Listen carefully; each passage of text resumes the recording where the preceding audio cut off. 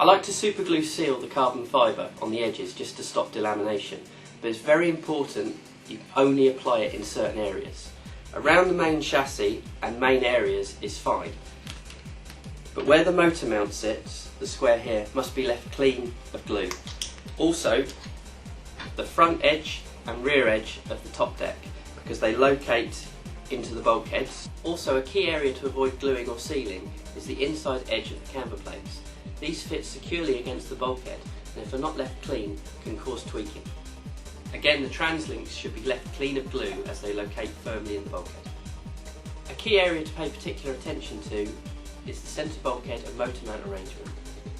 The centre bulkhead must be mounted squarely so that the motor clamp can slide freely in the chassis slot. If you pay attention to these areas, you should build a tweak-free chassis.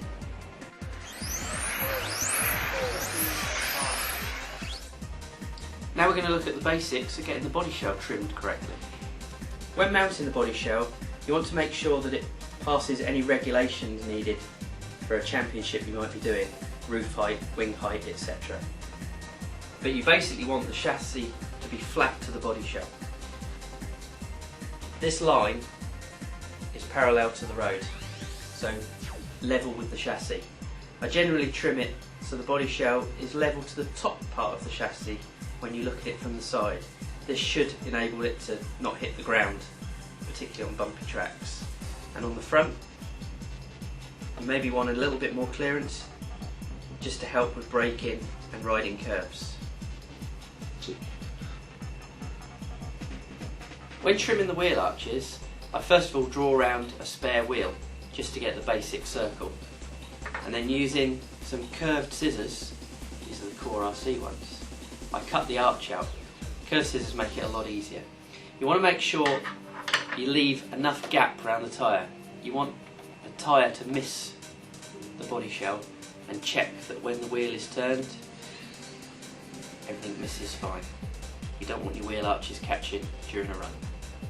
You do the same with the rear. Make sure there's enough clearance just to miss the tyre with the body shell. You can probably go a little tighter on the rear than on the front because there's no steering action. I've seen many races lost through wheel arches catching. It's worth paying attention.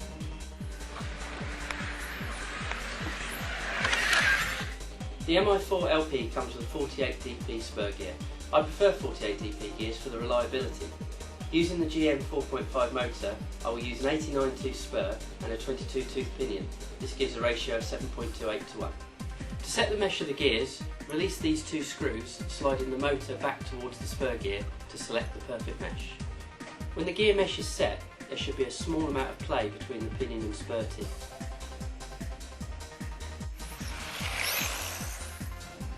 Correct belt tension and a free transmission are essential to a good touring car. The front spool and rear diff are held in place with eccentric bearing holders. This adjusts the height of the diff spool and the belt tension. We generally run the diffs in the low position. This gives the most traction. Generally, when you raise the diff or raise the spool, it loses traction at that end of the car. So by raising the front would give more understeer, and raising the rear would lose rear traction. With the belt tension, you adjust the cam one tooth at a time to get the correct belt tension. You don't want the belt too tight, but you don't want it too loose. If it's too loose, it's going to flap up and down and cost you speed, and also lose your traction. But if it's too tight, it's going to bind the transmission up. Generally, the kit position, the standard position, or one notch tighter is generally the only positions you ever need. The Mi4 LP is a 2-belt transmission car, so the rear belt must be adjusted separately to the front. It's adjusted in the same way with the cams, and generally, again, the standard position or one notch tighter should be all you need.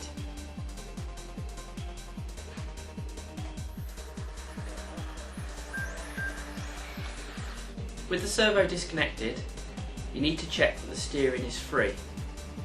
There's a few areas to pay attention to here. All the ball joints, ball studs, kingpins, cast blocks and steering blocks. need to be checked to make sure they all fall freely under their own weight, like this. An area that could cause the steering to bind, or even suspension to bind, is the ball joints and ball studs. You need to check that these rotate freely.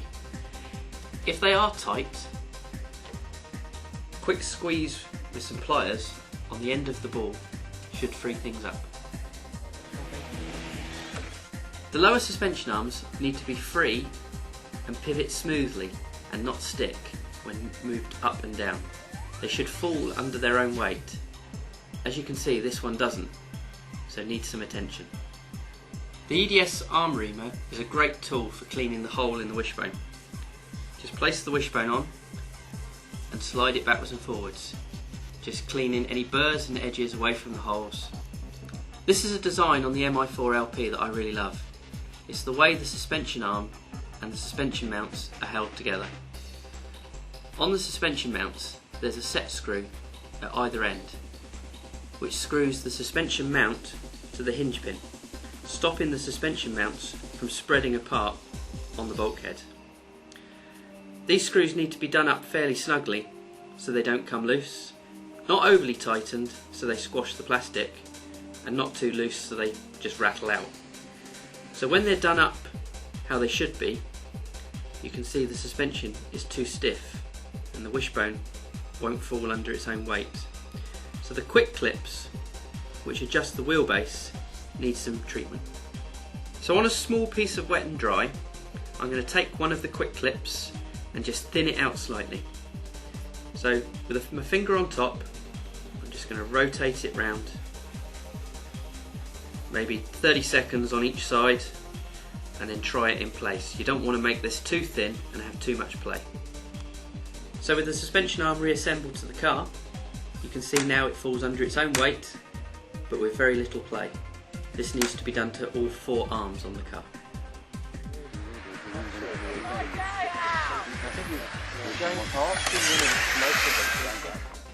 On the subject of tyres, most championships run on a controlled pre-built tyre, but for general use the Sorex 32R is really good on tarmac and the 28R on carpet.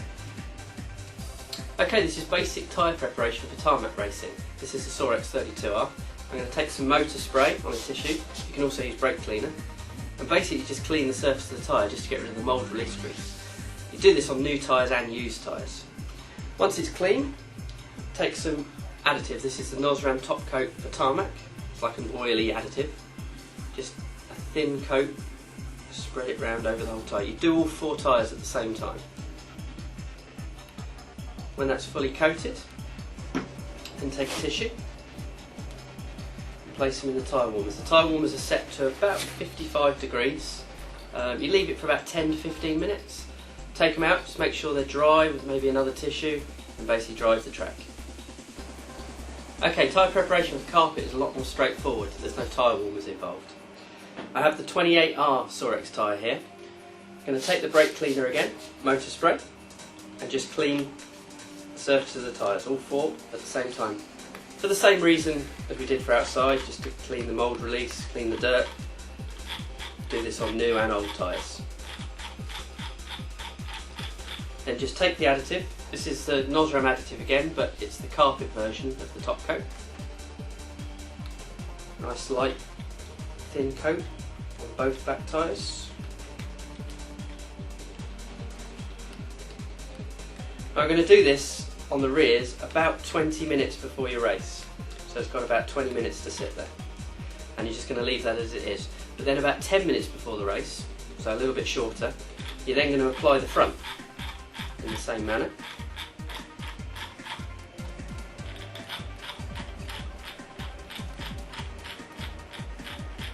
And then 5 minutes before the race, just dry everything off and go and drive.